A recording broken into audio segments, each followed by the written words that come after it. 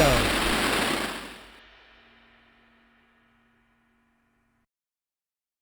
Hey, everybody, welcome to the Masters Fantasy Show, brought to you by MastersFantasyFootballLeagues.com. I'm your host, Jonathan, the Commish here at Masters, joined by two of our draft coordinators, Dynasty Owl, the Doc. What's up, guys? How you doing? Doing great. Yeah, I'm doing excellent. As always, good to hear. Talking about the waiver wire here for week 6, talking running backs. 4 teams on a bye this week. So for some of you lucky guys out there, no Cordarrelle Patterson this week, no Mike Davis, no Kamara, no Michael Carter, and then no San Francisco running backs, which is kind of a mess. So I'm actually not mad. Just know I can sit them this week, take a week off, wait till next week.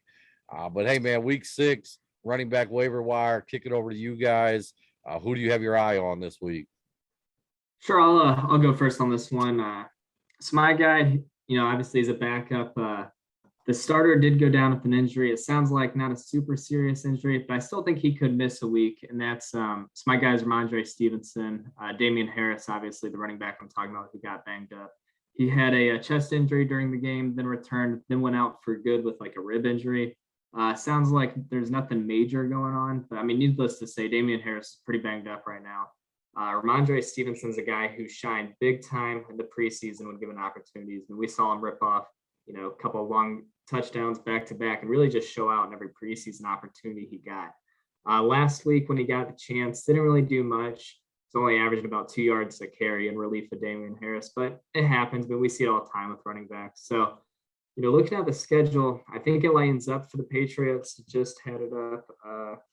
So yeah, they got Cowboys, Jets, and then at LA. I mean, the Jets, nothing you got to say there. Then even the Chargers, when you saw Nick Chubb and Kareem Hunt just run through them on Sunday for us Browns fans. So I'm liking 2 out of the next 3 games a lot matchup-wise. And really, I mean, we know how the Patriots and Josh McDaniels use their running backs. I mean, super unpredictable, very frustrating at times. But, Brandon Bolden's a guy who's been getting some work. But, I mean, I know the Doc talked about him a little bit last week, but to me, I'm just not sold on Brandon Bolden. I mean, I know he's been a guy who's hung around the Patriots roster forever, and there's a reason for that. But to me, Ramondre Stevenson just has a little bit of that next level talent if they can, give him those chances and let him flash. So, yeah, if Damian Harris is banged up and he's going to get the opportunities, I think Stevenson's a guy who, especially in Dynasty, could flash all of a sudden become a hot commodity again like he was in the preseason. So I think it's a good time. Pick him up now and just hope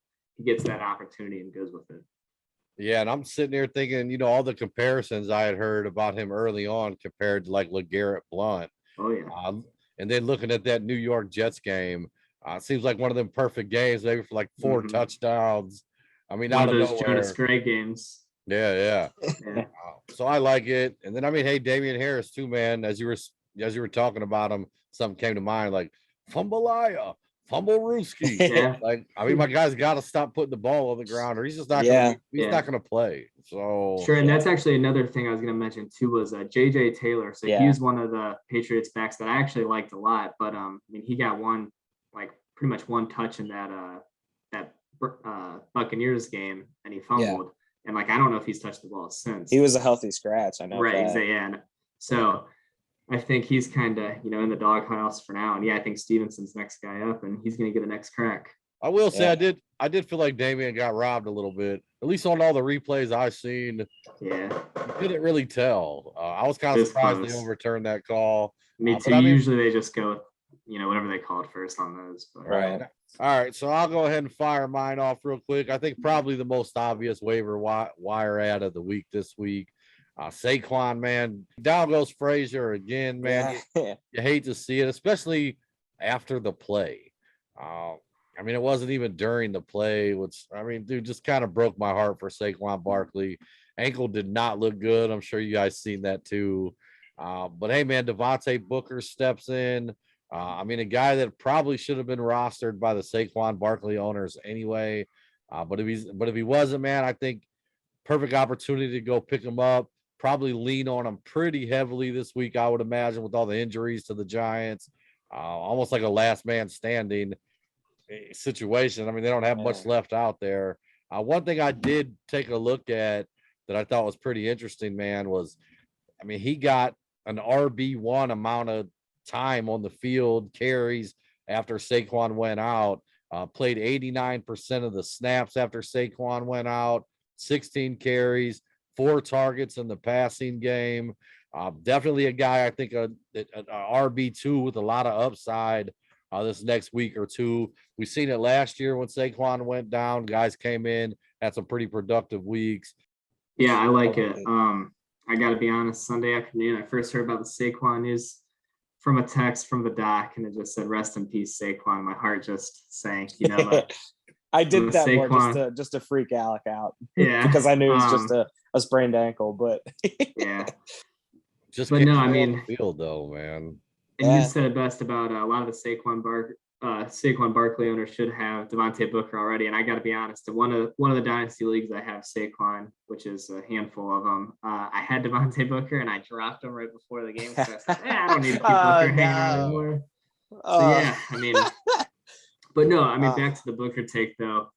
He's been around the NFL for a while now, but he was the guy we liked a lot when he was younger. I mean, he like 5'11", 220, pretty overall good skill set. So can really do it all.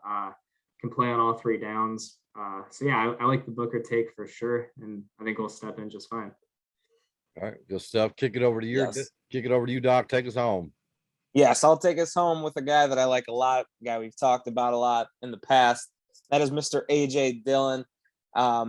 I think he's worth an ad now. I feel like, you go back to that night game where Aaron Jones had himself 40 points. And, at that point, it's like, maybe A.J. Dillon's not going to have that kind of role. But as we've seen since that week, Aaron Jones, they kind of scaling him back a little bit. And A.J. Dillon just seems to keep getting more and more. 2 weeks in a row, he's been over 10 points. He got more targets this week, had a few targets, 1 catch for a touchdown as well. But he's getting a decent amount of carries too. So I feel like he's kind of in that range where Jamal Williams was back in the day, where it's like, if you absolutely need to start someone, he'll get you 10 plus points. And then on that off chance that Aaron Jones gets banged up, I mean, look out, because at that point, A.J. Dillon, I think, that system's just perfect for every running back that's in it. I think he would absolutely feast in that offense as the lead back. And I mean, we've seen Aaron Jones struggle with injury before. So I feel like a guy that's that good without the injury, with that potential with an injury, I mean, I feel like it's a no-brainer. I mean, if he's still out there, which I have seen him in most of my leagues, I feel like it's worth adding him now, because there's only so many more weeks where he can be this productive and he stays out on the waiver wire. So I think now's the time to go out there and get A.J. Dillon. Yeah, music to my ears, man, as a guy that's invested in him a couple years ago in rookie drafts. Drafted him thinking, hey, this is a perfect situation. I thought Aaron Jones would be gone this year. Obviously, that didn't happen. Then come out week 1, didn't really see much of Dillon. Week 2, week 3, just really good to see him out there getting active, man. I not only do I think he's a great pickup in redraft leagues, I mean, he's also the guy that in dynasty leagues, I mean, a couple weeks ago, I probably would have took just about any offer for him. I mean, not any offer, but I'm saying like any bit of talent that I could have gotten in return, I would have thought of moving on from him.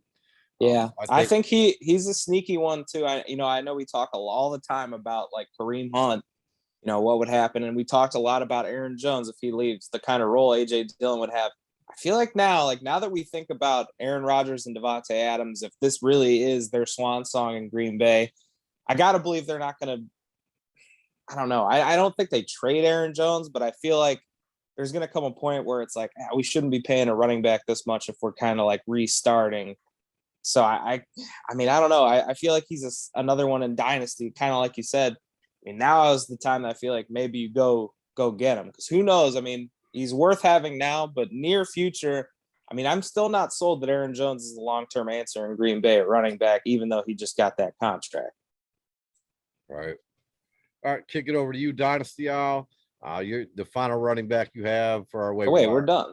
Oh, but no, I forgot. I got another one, JK. He knew. That's right. Yeah, so I think I said this guy at the end of the last episode, but I just want to say it again because it's another week where injuries are popping up, and that's Marlon Mack on the trade block. I mean, I just think if he gets moved midweek, I mean, we're all going to get excited if he gets traded. I think every week that happens, and then every running back injury that pops up, it's just another, just increases the chance that he's going to get traded here. So just a name to keep an eye on.